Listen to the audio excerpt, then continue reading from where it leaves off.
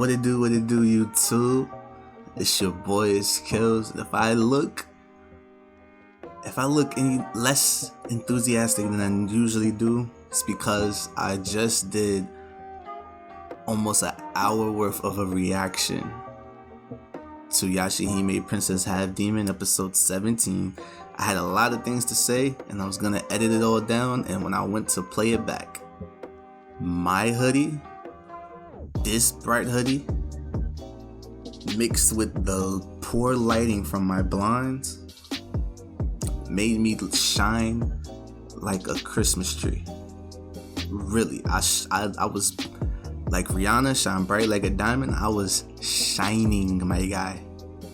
So I didn't like how it came out. What can you do? It's an hour worth of reaction down the drain. I was literally bright, like really, I was bright. Like mixed with the panel for the video, it didn't look good. I didn't look good. I didn't enjoy it. So instead, what I'm going to do, it's gonna be my regular review.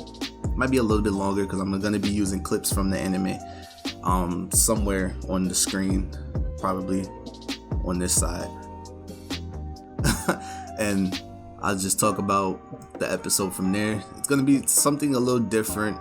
I wanted to do I was gonna do my regular review, but I don't see why not. This might be a one-time thing until I still get this lighting situation in the room worked out. So without further ado, let's just get right into it. Okay, so one thing I pointed out in the reaction, I'm still holding out hope that Riku is still a big, I'm still holding out hope that he plays a bigger part than what this seems to indicate. From here, we're getting that, or at least we're getting the impression that he's not as strong as the Four Perils. That goes different to what we've been getting pretty much, especially after he got rid of, forgot the name of the second peril, forgot her name, but he pretty much got rid of her. So we were under the inclination, and he pretty much said himself that he does not like the perils. He could care less for them, which I thought meant that he was going to play a third role. You had Kirimaro, Sesshomaru, and then you had Riku, all playing some type of role in whatever what was going on at the time with Inuyasha and Kagome. That's what we thought. We get the flashback episode where he was pretty much just a bystander and just saw everything, and it was really Kirimaro, Sesshomaru. I don't think that they would show Riku as powerful as more than what he leads on if he wasn't. So I think this is just a red herring. I think he's just playing the role, but we also find out that he is a retainer to Kirimaro. So surprise, he's not related. He's merely a retainer. But I'm still holding out hope. I think there's more to him than meets the eye than of just the background guy that is just pretty much writing down or narrating history and just playing little bitty roles in here and there. So I think it's more than meets the eye to him. We all know the Four Perils are trash at best.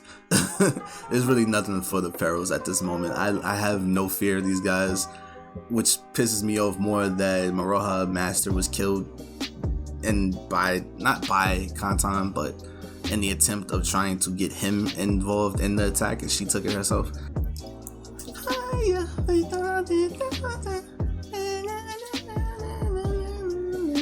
Okay, I'm sorry.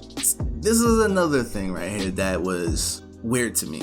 I still think Zero is a part of the Inu clan somehow, some way. I think they said they are half brother and sister. I could be wrong. Somebody check me in the comments.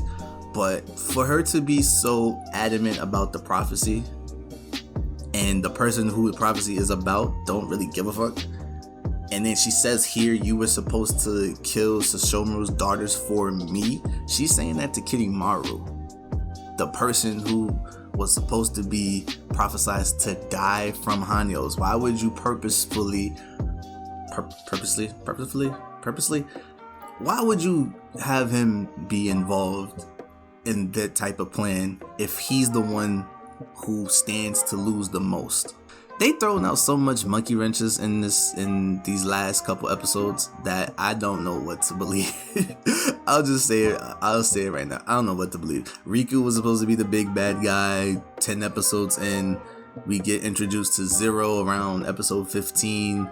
Then we find out that a lot of the things that happened with Towa and Setsuna were from her dream gazing spell, dream butterfly to counteract it, forest fire, Towa gets sent to the future.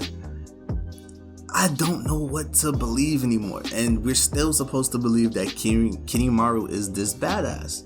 Like, we're being led to believe that Kinemaro is the top guy that has to be defeated, and I don't discount that. Like, I do believe he is probably the most powerful. He rivaled like Toga for crying out loud. Like, Sesshomaru Inuyasha's dad was a co-ruler along with the Panther Demons, but who cares about them? But he's supposed to be strong. We understand that. That doesn't disprove the fact that Zero might just be the main bad guy. Main bad guy doesn't necessarily mean the strongest. It could be the puppeteer. It could be the conspirator, like whatever. I think a lot of things are being pushed from her point of view, and Kinemaro is just really playing second fiddle. I could be wrong. I hope I'm wrong. Actually, no, I don't hope that I'm wrong, because I like a lot of villains that don't always use brute strength. Like, that's one of the main reasons why Naraku and Inuyasha and Sosuke Aizen and Bleach are so great of characters to me. It's because a lot of them don't take the field a lot. They play like chess. Like, everybody's playing checkers, they're playing chess. And they always seem to be one step ahead. And I kind of get that feeling from Zero. I don't really get it from Riku, although the only reason why I want Riku to end up being a bad guy is because we see so much of him. And we were giving the impression that that's what he is. But again, there seems to be a lot of red herrings in this series. We first thought that Sesshomaru was a bad guy. Then we get the flashback that kind of disproved that. So I don't know. That's a lot. And like, Kinemaro don't even remember nothing. Like, she's telling him like, you gotta kill the daughters. He's like, I was? She's like, fine, I'll do it myself. He's like, okay, I'm gonna read this book. Like, he's literally reading a book. He doesn't give two shits about these kids. He knows how strong he is. As poor quality as this might look, I'm pretty okay with Setsuna pretty much playing the violin. I think it's pretty cool. It gives her a characteristic that's opposite of Sesshomaru, and she's still silent strong, I don't care about you type, but a little bit. Like, we're slowly getting away from that, and her playing the violin is, as silent as she is, it's a characteristic that's falling further and further from just being Sesshomaru-like and Sesshomaru-light. He says that Kinemaro has something that he wants. He says it's not a rainbow pearl. He says it's something more valuable. This again is like you give us small inclinations that Riku is somewhat more of just a retainer. He might just be stronger than what we're being led to believe from this episode and what prior. I don't know what the hell they want us to do, man. I don't know. See, this is what pissed me off too. Towa notices Moroha behind Totetsu and the monk. Instead of playing it calm and cool and going along, this is what she does. She smiles and nods. Who the fuck smiles and nods? And then literally as soon as she does that, Totetsu realizes Moroha's behind it. You still see Moroha. I'm pointing at my monitor, but it still hits her. You see Moroha literally telling her, shush, shut the fuck up. You're ruining this. You're ruining everything. She pretty much allows her thoughts pretty much to be shown through her face and her emotions, and so Tetsu realizes it, and then we literally get Maroha one shot again out of a fight. Why? What is, like, I don't understand Toa's. It's been 15 episodes if you don't count the flashback. That's enough time for you to realize that shit is real in feudal Japan. You could die. Setsuna has told you numerous times that you can die for being too soft in this world. Like, even here. So, right here, we get Setsuna pretty much telling Toa to hit her. Like, use her blade and strike her. Not to kill her, but to cause her some type of pain. She refuses. Setsuna stabs her leg in an attempt to try to see if causing pain to oneself disrupts the spell. It doesn't, so, but just the act of doing it and making an attempt to see, and having Toa literally condemn that. It's like, why are you condemning this? It's a way. It's some type of way. You have to take some type of risk. Wow, you're too soft. You're too soft, and being too soft on demons and life or death situations, Setsuna pretty much tells her, you could die. Like, you almost got Maroha killed. Granted, Maroha didn't die because Tetsu's role is to literally just lure them into the trap. But if that was a life or death situation, there was no monk, and Maroha was literally just trying to go for a death-dealing blow. So Tetsu could have either ate her, could have injured her severely, all because she let her guard down and let her emotions and their plan literally be seen through her face. I don't know. It's an issue it's one of the issues that I have with Toa's character right now. It's like, again, they had multiple episodes to, if not outright change this, to at least show some type of progression towards it. Like, and I don't like comparing Yashahime to Inuyasha, but it is a sequel, so Kagome in literally the same amount of time was learning how to use her bow and arrow, and even she was damn near slaying demons 15 episodes into season 1. I don't see why she's still having such not drawback, but I don't see why it's still that big of an issue, especially if there's 24 episodes. This is 17. There's not many episodes you're gonna get to exhibit that type of progression, unless the plan is for another season, which we haven't got any clues about as of right now. Some type of progression, something. I'll give her respect here though. She literally immediately after being reprimanded for her weakness and underestimating this era, she decides to split up, which I thought it was a bad idea. But as you go on, it makes sense because they figure out that this spell pretty much rearranges the area around them to keep them isolated into a single space. So she went further away from Setsuna. Ends up behind. She went. Let's say she went north. She went north ahead of Setsuna. The spell literally transported her south, and she's still running north, but she's running now behind Setsuna.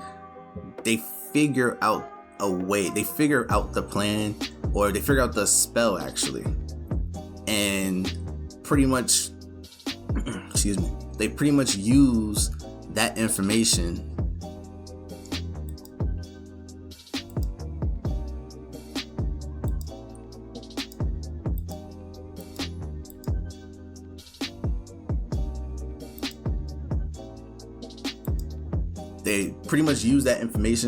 to rip through the spell to find where Kantan's at. Literally, like, she doesn't have any training and stuff like that. She doesn't have a poker face or whatnot, but she's still smart. She understands at least the basics of, I guess you could say, physics. Like, she went to school. I guess physics would be a subject or something she would have to learn about, but she's not dumb by any stretch of the imagination. She has Setsunas there too. They figure out how to get to Kantan. Unfortunately, Maruha is still out fighting by herself, which is, at this point, I'm done arguing and finding ways to just say Maruha needs more respect. It's a moot point at this by now. The creators don't like Maruha. This is still a Towa Setsuna. They're gonna show that more. Okay, whatever. But what I also didn't like, this episode, it did go by fast, but the fact that this is pretty much part 1, pretty cool. Like, I'm cool with that, because even in Inuyasha they had part 1 and part 2s as well. A lot of these episodes in Yashahime are pretty much one and done. So the pacing usually is rushed. This kind of felt rushed, but I could see why they went through it, because episode 18 is pretty much going to be the exclamation point right now so far up until this series. I have not seen such anticipation since the Moroku video. Like, Moroku episode, that was one of the few times where we actually saw, like, I mean, I guess anything involving the OG cast and OG characters like Sesshomaru, you're gonna get a lot of anticipation because nostalgia. But I mean, it was pretty good. I was watching, like, in my reaction video, I was watching, and the minute it got good to when it got to Kantan, it ended. And I was pissed. I was really pissed. But it seems that episode 18 is where all the action is gonna be, so we're gonna be pretty good. It's gonna be a pretty good moment. But overall, man, I give it about a 6. I'll give this episode about a 6. It wasn't really nothing grand or anything of that sort of information. We saw Kirimaru. We got little hints here and there that Zero might just be the one pulling the strings on everything. Riku's a very odd character at this point. We were led to believe that he was the mask, like the Naraku type of character, playing the background scene a lot. Then Zero comes in, and now Zero kind of essentially took that type of role for herself. So we don't know what is Riku's intention right now. Still don't know. But Sesshomaru with Kirimaru, episode 18, that's going to be a classic. At least for Yashahime, it's going to be a classic. I'm not sure how it will stack up with all the Inuyasha episodes, but in terms of this series, it's going to be great. I hope you guys enjoyed this video, man. This was literally thrown together. I'm very upset about the reaction video, but again, I have to figure out the lighting in my room during the day when I'm watching, and hopefully I can make better content instead of waiting for night. Damn near essentially, I was like, where my ring light and everything else is pretty good. I hope you guys liked it. It was this a lot with a lot of my other videos is unscripted. I usually just go in and I talk. Surprise, there goes the secret. I come in here and I just talk. I like talking about anime, especially when I'm literally just watch it. But let me know if you guys like the format. I mean, I'm not gonna do it exactly like how I just did it, but it was a last minute type of thing. Don't bite my head off just yet. I'll try to make the content a lot more better, especially the lighting and stuff, because that definitely does affect a lot. I've seen it. It affected a lot when I was trying to play it back. It's a terrible video. Try again next week, especially for next week, because next week we're gonna have a great episode. I'm calling it now. So that's gonna do it for today. in this video. It's been Kills. If you like, leave a like. Comment what you thought about the video. What would you rate it? Subscribe. Tell a friend to tell a friend. Let's keep this train moving, alright? It's been Kills. Peace.